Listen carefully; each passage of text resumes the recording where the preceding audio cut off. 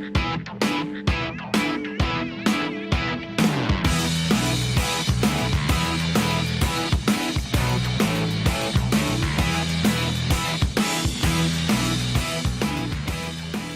I'm Jim Hendricks from Boating Magazine. Today I'm aboard the Ranger Z522 Comanche.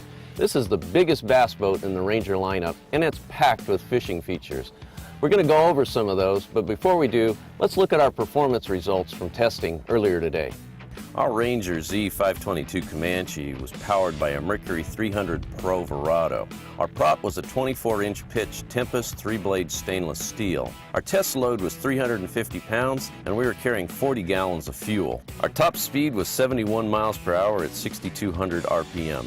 Our 0 to 30 mile per hour acceleration time was 11.1 seconds, and our time to plane was 5.52 seconds. We found the most economical cruise speed at 34.1 miles per hour and 3,500 RPM, where we were burning 10.6 gallons per hour.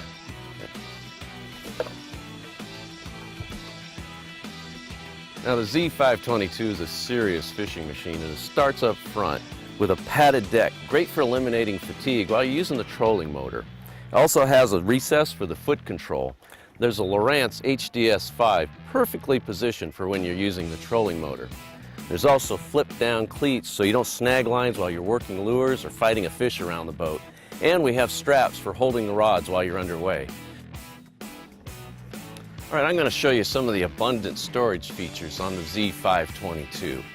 Right here is a lockable compartment. Now you can store up to 8 rods here, 7.5-foot rods down the middle, and 7-foot rods on either side. There's also special trays for Plano 3700 tackle boxes on the sides of the rod holders. There's also a nice little storage feature here for your measuring device.